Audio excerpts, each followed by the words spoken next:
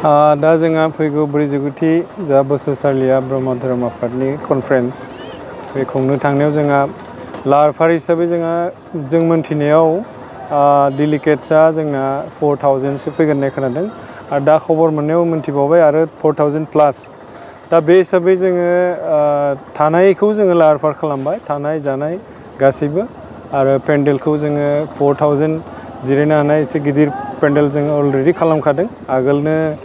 बिमुं मोननाय बायदि आरो आं खावलायगोन जोङो जाहाथे जों मोजाङै सामलायलांनो हायो जों बयखौबो खावलायदों आरो रायजो राजाफ्रा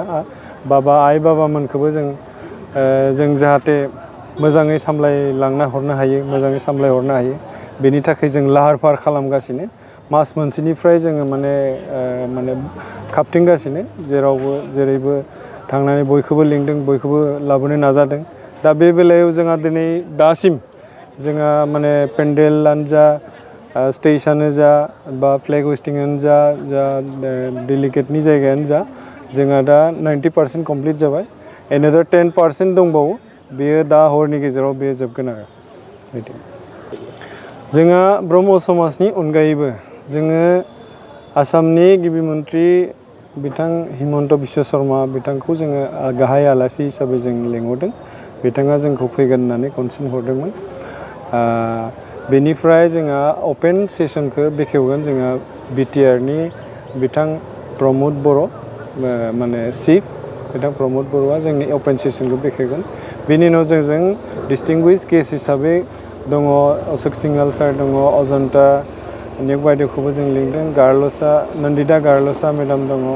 इउजि ब्रह्म दङ बिस्वजित दैमारि दङ बेनिफ्राय BKWECनि जोङो CEMखौबो नायगिरदोंमोन नाथाय बिथाङा माबा मोनसे जाहोनाव फैनो हाया होननानै डिपुटि चिफखौ बिथाङा फैनो होदों बेनिफ्राय जोङो आबसुनिफ्राय जोङो आलासि महरै जोङो बिथां आबसुनि प्रेसिडेन्ट दिपेन बर' बिथांखौबो जों थांनानै लिंहैदों बेनिफ्राय आरो बर' साहित्य सभानि जेनेरेल सेक्रेटारि बिथां नीलकान्त गयारि बिथांखौबो जोङो लिंनो हादों आरो बिथाङा थागोन होननानै खोथा होदों दा आलासि हिसाबै जोङो स्पेसियेलि जों बेखिनिखौ लिंदों बाखि जोंहा जे ब्रह्म आफादनि बाखि आलासिफोर दङ मोनसे गोजोनथाव खौरां क'क्राझार सहरनि जेडे रडजों नांजाबनाय गोजोनपुरि रयेल एनफिल्ड श'रुमनि गोजौआव थानाय आइ आफा BM इन्स्टिट्युट अफ पेरामेडिक्स बेखेवदों बे आइ आफा BM इन्स्टिट्युट अफ पेरामेडिक्सआ नोंथांमोननो लानानै फैदों देहा जोथोन लाखिनायनि माखासे आयदाफोरनि 2024-2025 मायथाइनि मुं थिसननाया फैगौ 15 जानुवारिनिफ्राय जोबथा मार्च दानसिम सोलिगासिनो दङ 10+2नि उथ्रिसारनाय बिजाथि एबा फरायसाफोरा बे पेरामेडिक्सआव गावारि सोलोंथाइखौ लानो हागोन क'क्राझार सहरनि गोजोनपुरि एबा गांजिमा बाजारजों नांजाबनाय आइ आफा BM इन्स्टिट्युट अफ पेरामेडिक्सआ नोंथांमोननि थाखाय गोदान मुं थिसननाय आयदाफोरा जादों medical laboratory technology first aid patient care and assistant nursing OT technician ICU technician radiology technician कर्सखौ 2 बोसोरनि गेजेरावनो आबुं खालामनानै BSS डिप्ल'माखौ लानो हागोन